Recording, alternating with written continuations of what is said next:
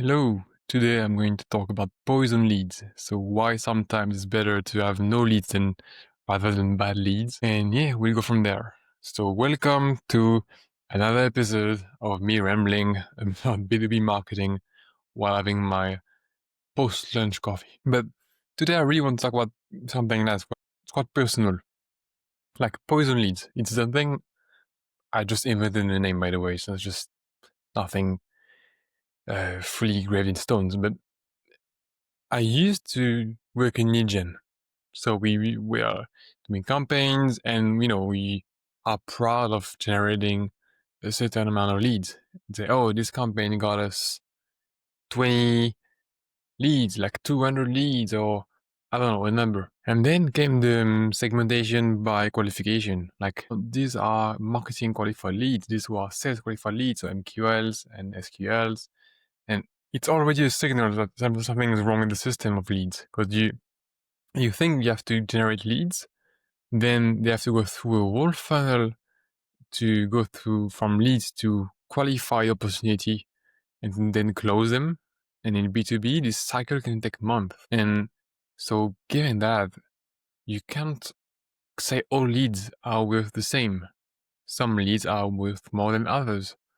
Of course, if they're more qualified, but not only, because if you say qualified, sometimes it includes like demographics or demographics. I could say these leads fits our ICP, but if your ICP is just, SMBs in agriculture or retail, doesn't mean much. So I thought that there was lacking this kind of qualification based on will it convert into a deal or not, and on the intent. Because when you qualify filter lead on your pipeline, most businesses skip the intent. Whereas to me, I don't know for you, but someone who is coming to you and saying, oh, I want to work with you really like ASAP, I have all my budget I want to spend with you, can we start tomorrow? Is not worth the same as someone who said, maybe. Whereas in your pipeline, they maybe are showing as the same status, marketing qualified leads, for all I know. So there was this thing of demand generation that's kind of a new movement of, it's not lead generation, but demand. So you have to target more of these leads. But most of them are actually doing MQL, so marketing qualified leads as much, most. They're not doing anything based on demand, which was implied in the title. And at some point, having leads that will never convert are poisonous. That's why I say poisonous leads. Because let's have a few examples. One is a really small starting business. The other one is a startup with limited resources, and the last one is scale up. I just invented that. So the very small business doesn't have market fit, or product market fit. So he's getting leads, and he thinks this is the right direction. I have leads, but are the leads converting? Are the leads closing, referring in each product? Not so sure about that. So these leads are actually not the right signals, they're noise. They're showing the wrong metrics. They're showing the wrong information. I mean, at least the wrong understanding of that information, of the metric. Because I have leads, I have demand. No. If you have leads, you just have something for sales. I mean, you don't have anything that shows a clear demand because there is no proof that they are willing to pay. So for small and starting businesses, having leads can be really costly, actually, because you spend resources on this. You spend salespeople or marketing automation, events, webinars, and something, trying to, nurture them. That's the term I plead guilty because I used it once. But nurturing people until they are ready to buy. What proves you they will ever buy someday? Nothing. So rather than trying to nurture them and then, 2 years later when they will actually buy, why not just skip it and save you those resources to just focus on people that would buy from you? That's my take with personal leads. And same for the two other examples, like startups, you don't have enough resources. So I understand leads are some way to have some hope to focus on something. But if there is no single proof they would actually be worth the effort, maybe just invest these resources somewhere else. Like If it's just a lead you got from a campaign or something, leads can be bought. You can buy a database of emails if you want to go fast with leads and just prospect them. What's the difference between a lead you got from an ebook and one you got from an email list you bought on Clay or any other tool? Well, not that much. Maybe the one that downloaded the ebooks knows your brand a bit, but you're not even sure about that.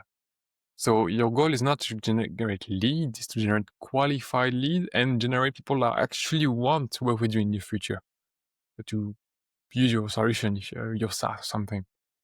And before giving an example, maybe before giving tips, maybe let's start on the third example, the scale-up company. Same again. You get scale-ups are so slow compared to startups when it comes to decisions. By the time the email got handled internally, and some people call you back and email you again, and you get an invite to a webinar. At the time it gets for people to just say, "Oh, this is a bad lead," and the number of people have to approve, "Oh yeah, this is a bad lead," because no one has the enough ownership to take decisions right away. You have to wait for at least a manager or some kind of managing roles to say, okay, we can discard this lead. It just not only resources in terms of efforts or in time or money, it's really in terms of internally, it's exhausting. You see teams spending time and just their energy on the wrong tasks, like dead ends. Why would they actually do it? Just follow the rules. And the rules won't ever change because that's how it is, and nobody's gonna. It takes so long to just set up one. Why change it? But yeah, that's just me with scale ups. But to go back to the tips, so poisonous leads. How do you filter them? I think you filter them by the way you collect leads initially. If you just get an email, it's not a lead for me. I mean, in my humble opinion, for me, leads that are worth focusing on or investing resources to convert are leads that showed an intent. An intent is not just trying to recruit someone, and you should, if they're recruiting, it means they have the budget for it. Okay, but that's not a clear intent. It's not a buying intent. A buying intent is when let's say you offer an ebook. If you give an ebook about industry news or a newsletter about industry news, no one gives a shit about industry news.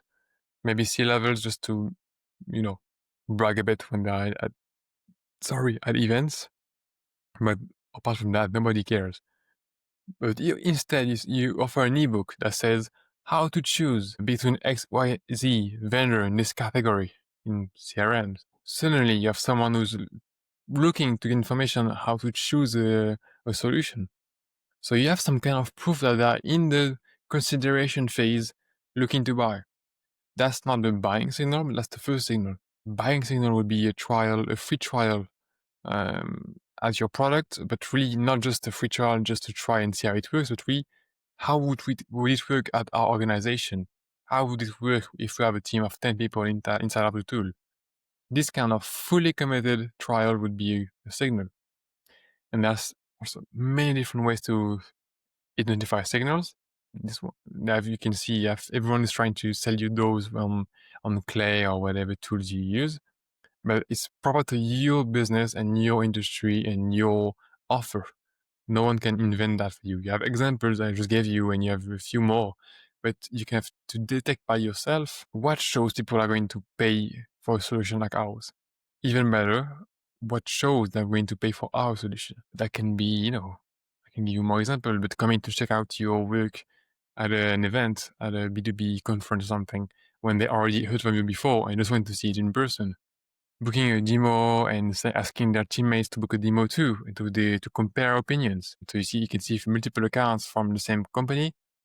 Maybe it's a signal. You have tons of different ones you can use, but my point is for today's video, me rambling, it's some leads are worth something and some are not, and you should avoid all of this kind of endless battles from the start by only targeting leads that are worth something from your lead or demand generation you have in place. And if you can't, and you already are doing so much stuff, you have agencies, you have something that already gives you leads, maybe it's time considering that the leads that won't ever convert are just worth discarding. So you can spend more resources on those who have potential to do so. You can just keep a list somehow of all leads and just to record that they had some interaction with your company, your business, but you don't have to spend more on them. That's my take.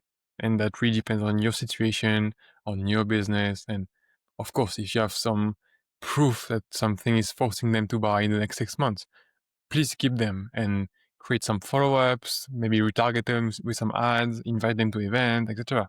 But if you have nothing tangible that shows that these leads are worth something, they're just emails, discard them. That's my kind of radical opinion on this. But yeah, that's the point I want to share today. Found a really good coffee. I'm really bad at choosing coffee, but this one is really good. These videos are helping me because I start to be more used to be on camera. I was used to in the past. I was a photographer, so I kind of got used to it. But not talking in English about marketing and other different professional business aspects. But I'm glad I'm talking more, not fluently, but it's more fluid. But I think I'm too comfortable now and I'm not articulating well enough. And I'm a bit lazy on that. I have to keep practicing. I hope you enjoyed this. I'm taking my time, even if I should just stop the video for the watch time. Yeah, I don't know. I would love to get a comment if you enjoyed it. That would be really nice of you. So thank you if you do. And if you can at least like the video, it would be amazing. Thanks a lot and have a great day and see you next week. Bye. Wait, I got a podcast out. I released the first episode 2 days ago, for you 3 days if you watch the video on the day I release this. But I have a podcast now. So it's once every few weeks, I don't know. And I'm interviewing B2B SaaS founders on how they got market traction and how they keep it. So I'm not sure about the format yet. It's really still interviews for now. I'm trying it. But I got the first episode out. It's about Kondo, so the founder of a SaaS who's replacing LinkedIn's inbox. Check it out if you can, if you're interested. Have a good day. Bye-bye.